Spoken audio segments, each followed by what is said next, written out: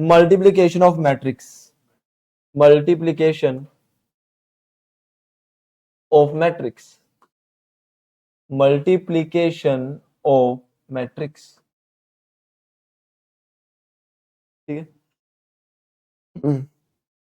अब भाई साहब मल्टीप्लिकेशन के रूल आई थिंक अगर एनसीईआरटी के तो थोड़े थोड़े पता होंगे, तो क्या तुम थोड़ा थोड़ा मुझे बता सकते हो? नहीं, मैं पूछ रहा हूँ मल्टीप्लाई कब होती है? जब सेम ऑर्डर की हो। बिल्कुल गलत।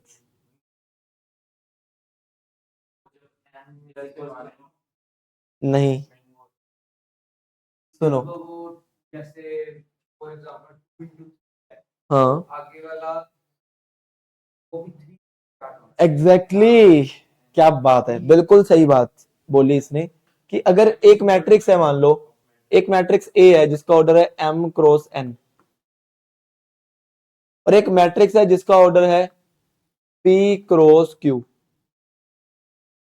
तो अगर हम ये बोले कि ए बी डिफाइन है, मतलब ए बी को अगर मल्टीप्लाई कर सकते हैं, तो उसके लिए क्या होना चाहिए? जो ए का कॉलम है और जो बी का रो है, ये दोनों सेम होने चाहिए। एन किसके इक्वल होना चाहिए? और जो मैट्रिक्स बनेगी, जो मैट्रिक्स हम जब मल्टीप्लाई करेंगे, जो मैट्रिक्स बनेगी वो किस ऑर्डर की बनेगी? एम इंटू क्यू ऑर्डर की बनेगी। पहला पॉइंट, फटाफट लिखते जाना, फटाफट फटाफट। ठीक है, पहला पॉइंट।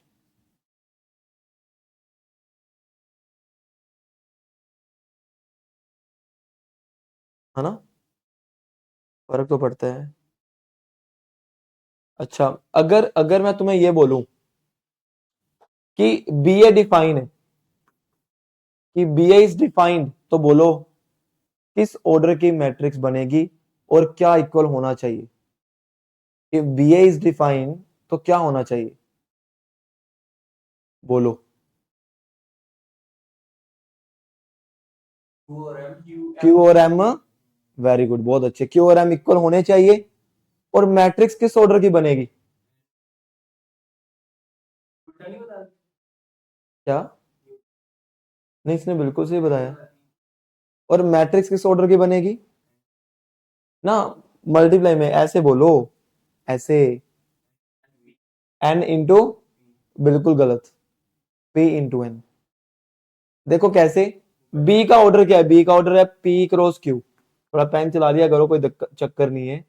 ए का ऑर्डर है एम क्रॉस एन। अगर मल्टीप्लाई किया तो एम और क्यू क्या होने चाहिए? इक्वल। और जो मैट्रिक्स बनेगी किस ऑर्डर की बनेगी? P cross N. समझ गए? इसका मतलब क्या सर, ए बी और बी ए इक्वल होते हैं हमेशा?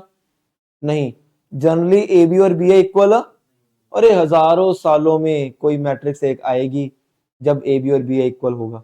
बट वैसे ए बी और बी ए जनरली इक्वल, आप तुक्का लग जाए या किस्मत अच्छी हो तो इक्वल आ जाएंगे, बट वैसे इक्वल।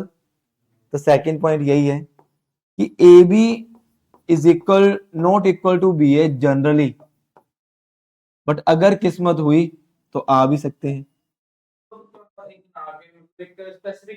हाँ, वो करेंगे, बिल्कुल बिल्कुल। डायगनल डायगनल मैट्रिक्स जो होती है इक्वल होता है उनका। करेंगे वो बात, अभी टेंशन, जनरली नहीं होगा, हर एक मैट्रिक्स के लिए पॉसिबल नहीं है। हाँ, स्पेसिफिक, वो सब बात करेंगे, टेंशन ना ले, बवाल कर देंगे बवाल। ये पहला पॉइंट है। ठीक है, एम क्रॉस की। नेक्स्ट, कुछ, हाँ, एक फटाफट फटाफट खींच दिया करो काम। अब तक हम भी पानी पी लें।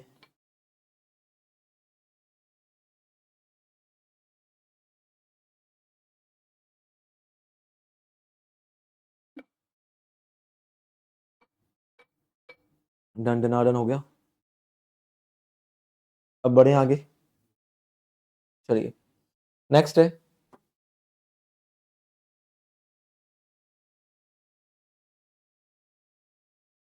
नेक्स्ट है अपने पास, मैं तुमसे पूछता हूं, is is X Y Z into A B C P Q R S T U into X Y Z possible. क्या हम इनको मल्टीप्लाई कर सकते हैं? बोलो।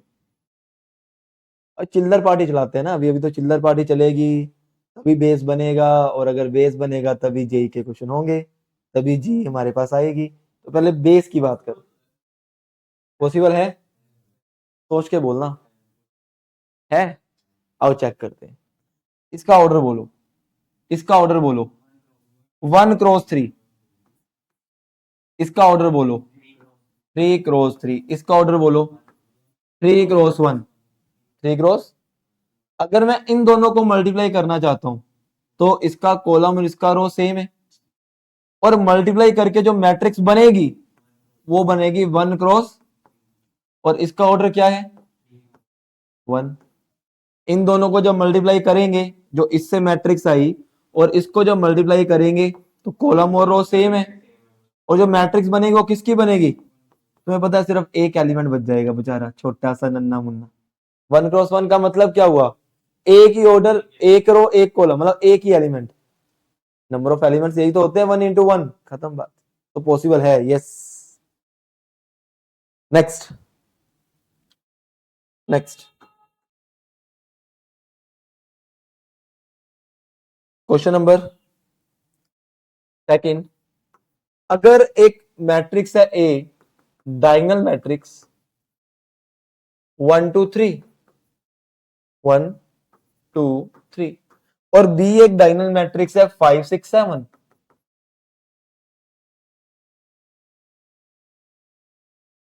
तो check whether A B is equal to B A और नोट।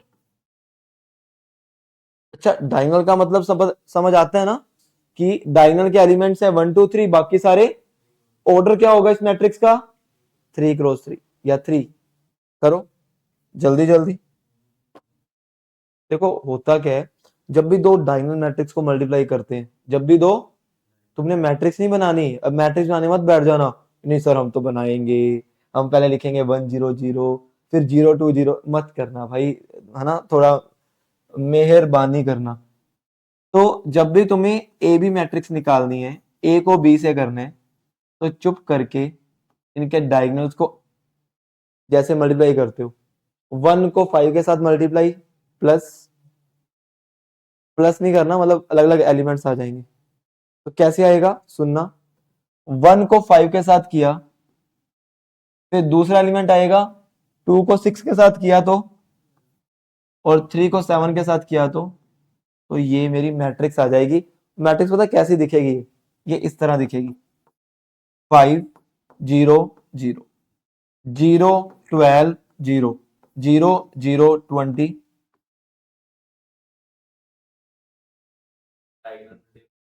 हाँ, है ना सिंपल। और अगर हम बी ए को करेंगे, तो बी को ए से करो मल्टीप्लाई,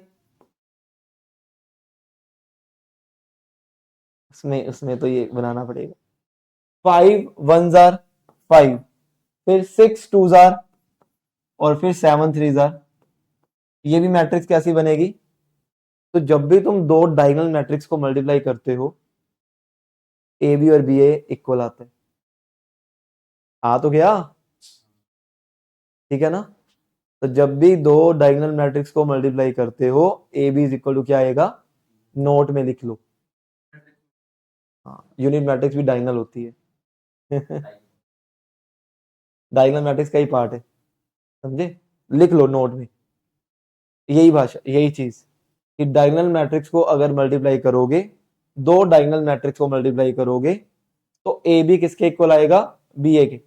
हिंदी, पंजाबी, उर्दू, इंग्लिश, जो तुम्हें आती है, अरबी उर्बी, है ना, सब लिख सकते हो, वो तुम्हारी मर्जी। चलिए,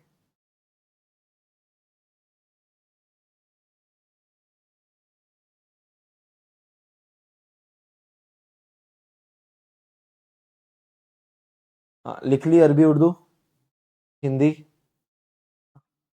इंग्लिश तो मैं बोलूंगा ही नहीं, वो मुझे पता तुम्हारी बहुत ज्यादा अच्छी है। ठीक है, इंग्लिश में ही लिखा है, क्या बात है यार। हाँ वही कह रहा हूँ, इंग्लिश तुम्हारी बहुत ज्यादा अच्छी है। डन। नेक्स्ट। नेक्स्ट है अपने पास, नेक्स्ट है, if matrix A is equal to 1 2 3 0 4 1 and matrix B is equal to 0 1 0 0 2 1 and 2 3 1, which one is defined, which one is defined, A B और बी ए, कौन डिफाइन है? बताओ यार, तुम बताओगे, अब सोचो, सोचा सोच ना होए। देखते हैं, बाकियों को भी देख लेने देते हैं। सोचो, ए बी डिफाइन है या बी ए है?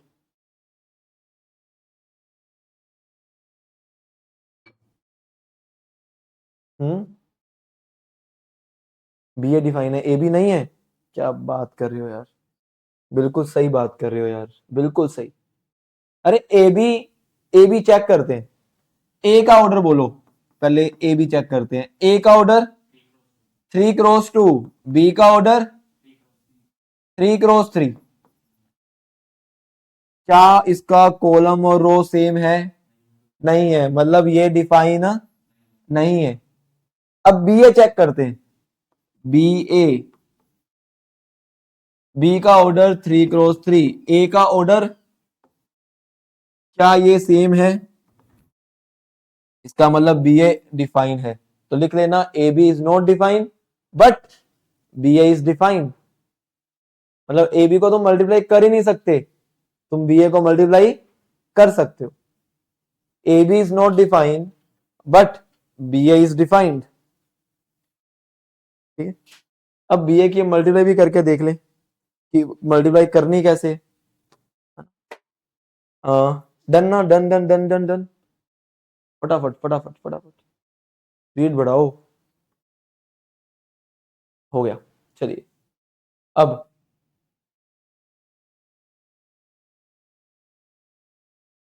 चलिए आगे।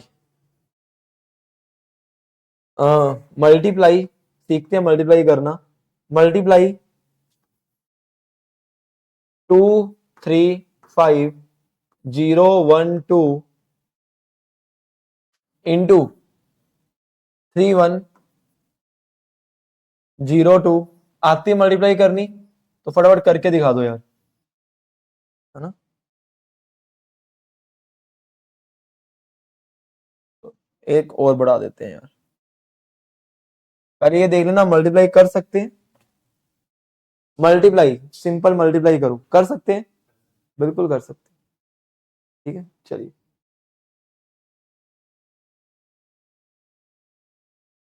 इसका ऑर्डर है 3 क्रॉस 3, इसका ऑर्डर है 3 क्रॉस 2, तो मल्टीप्लाई कर सकते हो। जो मैट्रिक्स बनेगी वो 3 क्रॉस 2 की बनेगी, मतलब इस तरह की, इस तरह की बनेगी, है ना।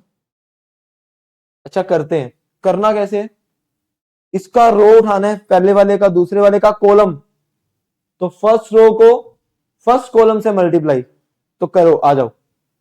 2 3 3 0 5 3, फिर फर्स्ट रो को सेकंड कॉलम से, 2 1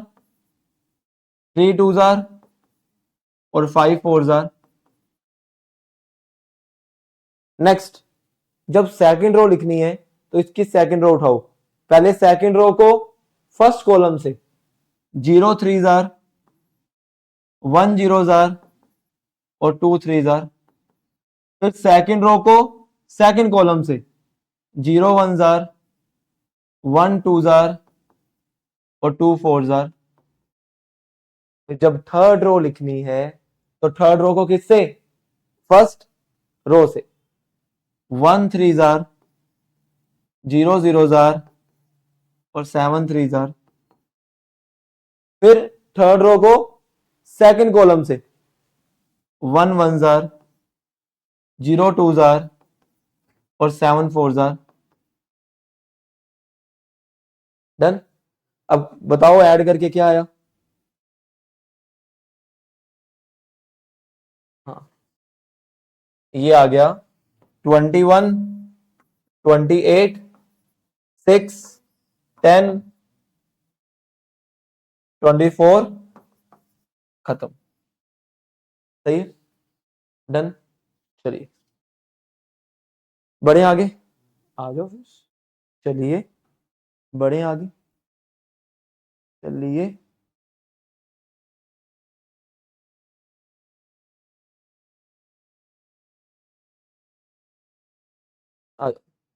next,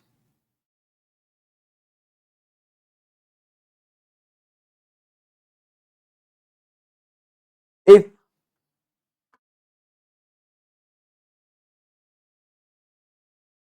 M is matrix of order 3 cross 3, if M is matrix of order 3 cross 3,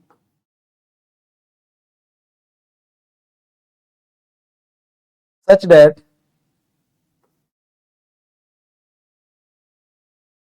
that M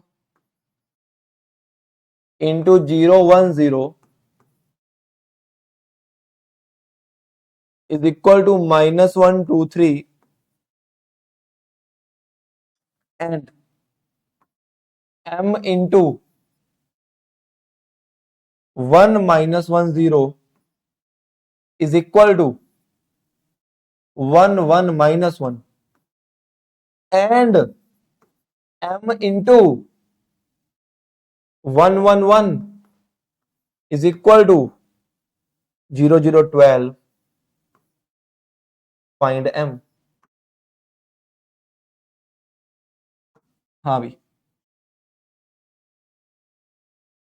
है ना बवाल। देखो अरे क्या सर ये क्या डाल दिया। अरे बिल्कुल नन्ना मुन्ना क्वेश्चन है। सबसे पहली चीज तुम्हें ये देखनी है कि जो एम मैट्रिक्स होगी उसका ऑर्डर क्या होगा। कब दिया हुआ है 3 क्रॉस 3, एक काम आसान कर दिया। मान लो ना दिया होता तुम तब भी बता सकते थे, कोई बड़ी बात नहीं थी।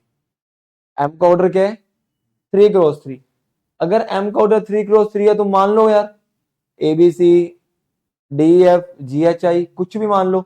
आओ माने, मैं मान लेता हूं कि जो एम मैट्रिक्स है वो क्या है मेरे पास, क्या माने A B C D E F G H into किससे किया 0 1 0 से किसके इक्वल आया 2। जब हम इसको इससे मल्टीप्लाई करेंगे इसका ऑर्डर बोलो 3 क्रॉस 3, इसका ऑर्डर तो जो मैट्रिक्स बनेगी वो 3 क्रॉस 1 की बनेगी और इसके सेम ही बनेगी बिल्कुल। अरे दो मैट्रिक्स इक्वल कब होती है जब उनका ऑर्डर, तो ऑर्डर तो 3 क्रॉस 1 ही होना चाहिए ना। चलो अब देखना क्या बनेगा। फर्स्ट रो को फर्स्ट कॉलम से किया ए 0 जार बी 1 जार और सी 0 जार। फिर सेकंड रो को फर्स्ट कॉलम से किया डी 0 जार ई 1 जार 0। अब फटाफट ये बोलो 0 एच किसके इक्वल आया -1 2 और, तो तुम ये कह सकते हो सर बी की वैल्यू कितनी आ गई, ई की वैल्यू कितनी आ गई और एच की वैल्यू कितनी आ गई। सिमिलरली जब तुम एम को इसके साथ करोगे तो मेरे पास और आ जाएंगे, इस तरह सारे सोल्व हो जाएंगे।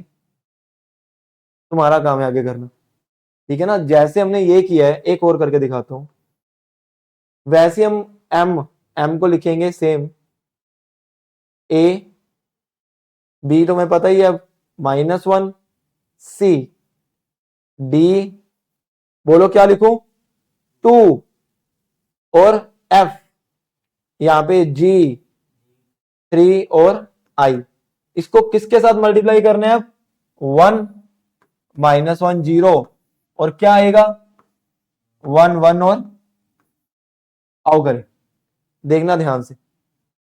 पहले ए को 1 से किया, ए -1 इंटू -1 3 0 जार, डी को 1 से किया, 2 को -1 से किया, एफ को 0 से किया, फिर जी को 1 से किया, थर्ड रो थर्ड कॉलम, जी 1 जार 3 इंटू -1 आई 0 जार, अरे एफ 0 जार, एफ क्यों लिख दिया, और किसके इक्वल 1 1 और अब देखो ए की वैल्यू बताओ, ए की 0, वेरी गुड, डी की वैल्यू बोलो 3 और जी की वैल्यू बोलो 2।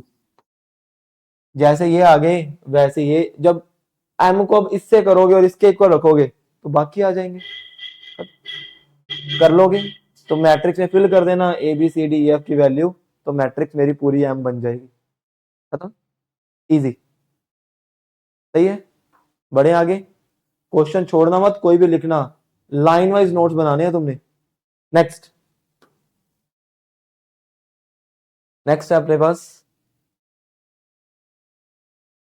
क्या हो गया, if A is equal to omega 0 0 omega, omega ऐसे होता है डब्ल्यू का टाइप है ना, then find the value of A की पावर 70, तो 70 देखते हैं यार। देखो होता क्या है, जब तुम्हें ए की पावर 70 निकालना है, ये इसका मतलब ये नहीं होता कि सर इसको भी पावर मतलब होल पावर 70 कर दो, वो नहीं होता। सबसे पहले तुम्हें क्या करना होता है, इतनी बड़ी पावर आ जाए तो पहले ए स्क्वायर निकालो, फिर ए क्यूब निकालो, एक सीक्वेंस बननी शुरू हो जाएगी, तुम्हें उससे पता चल जाएगा कि ए की पावर 70 क्या होगी। एक सिंपल सी चीज तुम्हें ये बता देता हूं कि अगर ए मैट्रिक्स मेरी ए बी सी डी है, तो अगर मैं ए स्क्वायर लिखूंगा तो उसका मतलब ये नहीं होता कभी भी, उसका मतलब ये कभी भी नहीं होता। ए स्क्वायर का मतलब क्या होता है कि ए मैट्रिक्स को 2 बार मल्टीप्लाई करो आपस में, ठीक है ना, ये बात नोट में लिख लो कि ए अगर ए बी सी डी है तो ए स्क्वायर का मतलब ये नहीं होता कि सभी का स्क्वायर करो, ए स्क्वायर का मतलब होता है ए इंटू ए करो, ए क्यूब का मतलब ए स्क्वायर इंटू ए करो, ठीक है ना। चलो मैं ए स्क्वायर निकालता हूं पहले,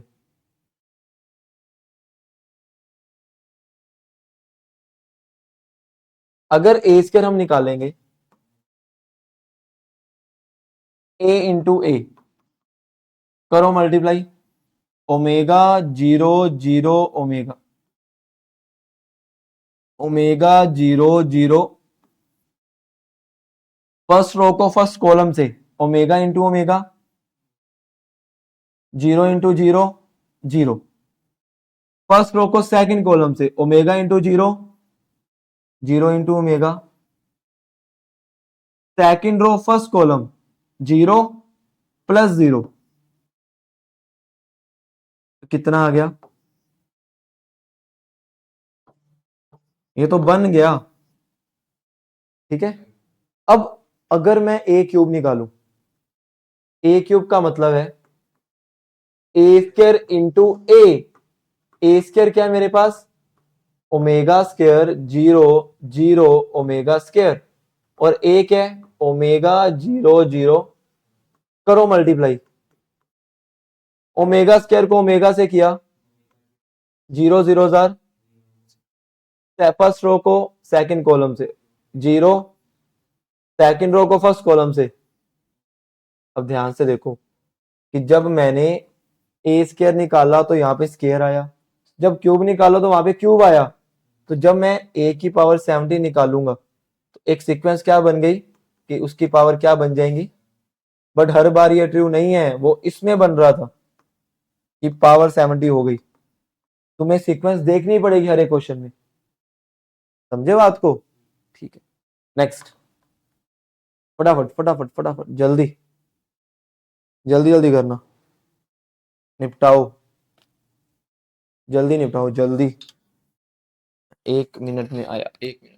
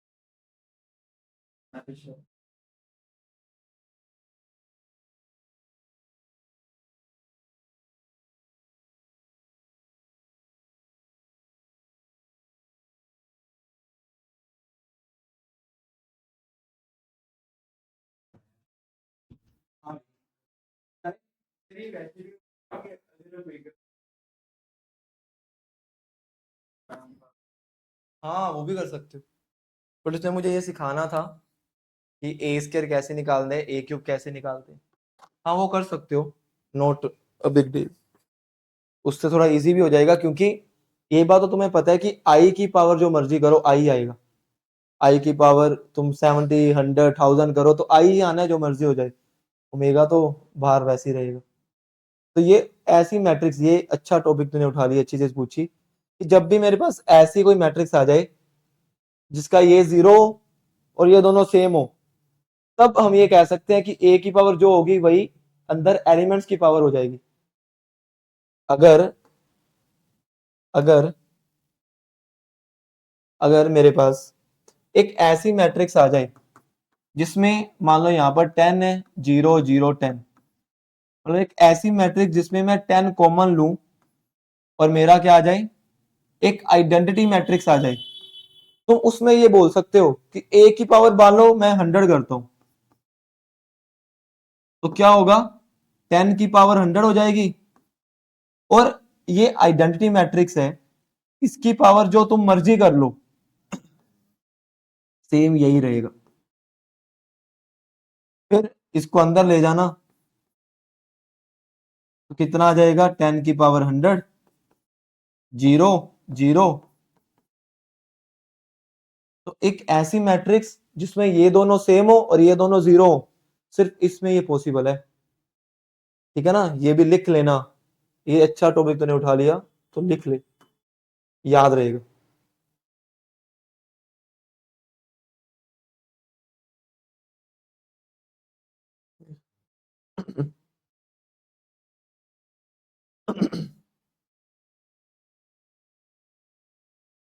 करें,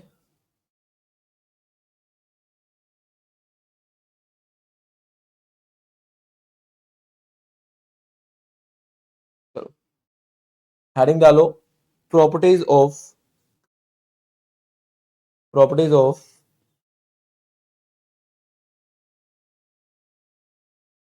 प्रॉपर्टीज ऑफ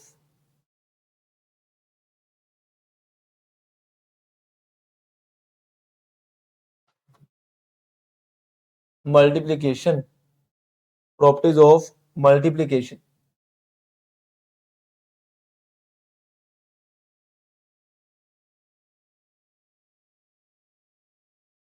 पहली पहली पहली property, if A B is equal to zero, मतलब जीरो मैट्रिक्स, तो इसका मतलब ये नहीं होता कि ए जीरो या बी जीरो होगा। If A B is equal to zero matrix, this does not implies A is equal to zero और B is equal to zero. ये बात ध्यान रखना। ठीक है ना, क्योंकि ऐसे भी दो मैट्रिक्स बन सकती हैं जो जीरो नहीं है तब भी उनका प्रोडक्ट जीरो है, दैट इज पॉसिबल। बट मैं ये पक्का कह सकता हूं कि अगर ए जीरो है या बी जीरो है तब तो 101% ए भी जीरो ही होगा, समझे? हाँ, नल मैट्रिक्स, नल्ला, सही है ना? हाँ, ठीक है। सेकंड, अगर जनरली तो ए बी बी ए के इक्वल नहीं होता, अगर हो गया तो हम ये बोलते हैं कि ए और बी मैट्रिक्स आर कम्यूटेटिव, तो ये कम्यूट कर रही हैं। अगर ए बी बी ए के इक्वल हो गया तो वो कम्यूट कर रही हैं, बट अगर A B is equal to minus B A हो गया तो मुझे बताओ उसको क्या बोलते हैं? इसको बोलते हैं एंटी कम्यूट। इसको बोलते हैं ये एंटी कम्यूट कर रही है, एंटी कम्यूट। क्या? ना ना, यही होती है एंटी कम्यूट, ठीक है। थर्ड प्रॉपर्टी, थर्ड प्रॉपर्टी, अगर मैं ए इंटू बी सी करता हूं या ए बी इंटू सी करता हूं चलेगा, कोई चक्कर नहीं, ठीक है। कि पहले मैंने बी सी की मल्टीप्लाई की फिर ए के साथ उसको मल्टीप्लाई किया, या पहले मैंने ए बी की मल्टीप्लाई की फिर सी के साथ किया, चलेगा, कोई चक्कर वाली बात। फोर्थ प्रॉपर्टी,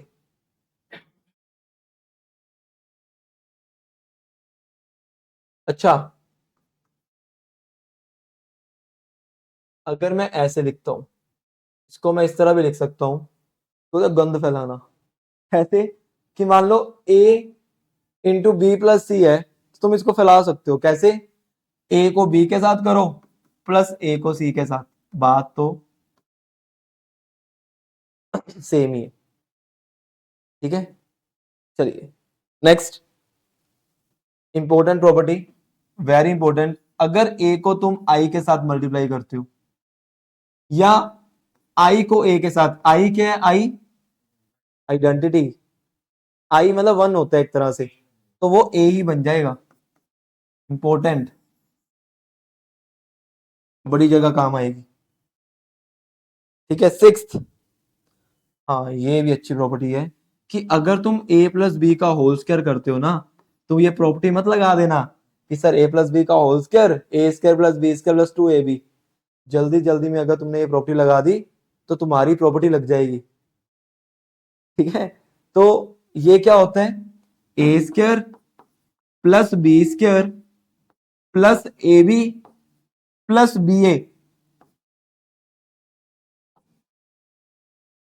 बट अगर ये कम्यूट कर जाएं, मैं ये बोलूं कि सर ए और बी कम्यूट कर रहे हैं, कम्यूट करने का मतलब ए बी किसके इक्वल? बी ए के, तब मैं बोल सकता हूं कि सर ए प्लस बी का होल स्क्वायर क्या होगा? A square plus B square plus, but अगर ए और बी एंटी कम्यूट कर रहे हैं तो ए बी किसके इक्वल होगा? माइनस ए बी के, बी ए किसके इक्वल होगा? माइनस ए बी के, दोनों कट हो जाएंगे, तो फिर ए प्लस बी का होल स्क्वायर किसके इक्वल हो जाएगा? सिर्फ ए स्क्वायर प्लस, सही है ना खतरनाक चीज।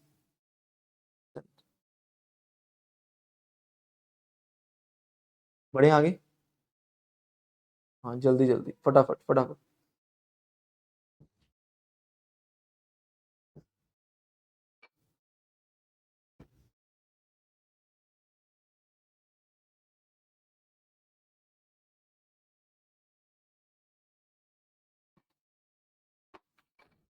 हम्म,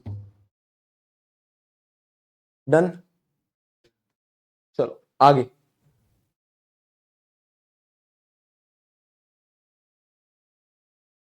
आगे अपने पास सेवंथ प्रॉपर्टी,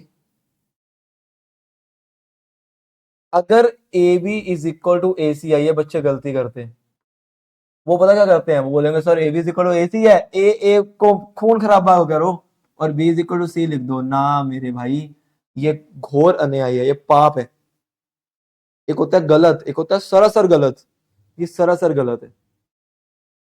ठीक है, हाँ तो A B is equal to A C है, इसका मतलब B is equal to C नहीं होता। मैं फॉर एग्जांपल देता हूँ, मान लो कि एक मैट्रिक्स है ए, उसको किसी बी के साथ मल्टीप्लाई किया और एक मैट्रिक्स बनी, फिर ए को सी के साथ मल्टीप्लाई किया, वो मैट्रिक्स बनी और वो दोनों इक्वल आ गई। और इसका मतलब ये थोड़ा है कि बी और सी भी सेम होंगी। मल्टीप्लाई करके सेम बन सकती हैं, कोई चक्कर नहीं है, बट ये जरूरी नहीं है कि बी और सी इक्वल होंगी। हो भी सकती हैं और, बट जरूरी नहीं है। हाँ अरे, इक्वालिटी का मतलब क्या होता है, इक्वल का मतलब जब सारा सेम हो। तो ये जरूरी नहीं है कि बी और सी इक्वल है, हो भी सकती हैं और, डन ना। हाँ आगे, हाँ ये मैंने पहले बता ही दिया था कि आई आइडेंटिटी मैट्रिक्स की पावर जो मर्जी कर लो, आना आई है। ठीक है, question number,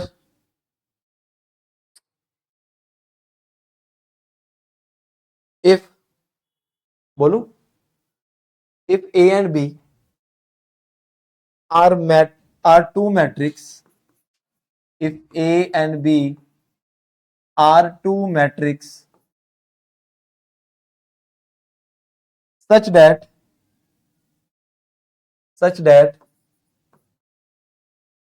AB is equal to B and BA is equal to A, then find the value of A square plus B square। तो A square plus B square की वैल्यू फाइंड करो। बोलो क्या किया जाए, क्या है, ए से किसको, फिर हाँ, अरे अरे अरे ये ले।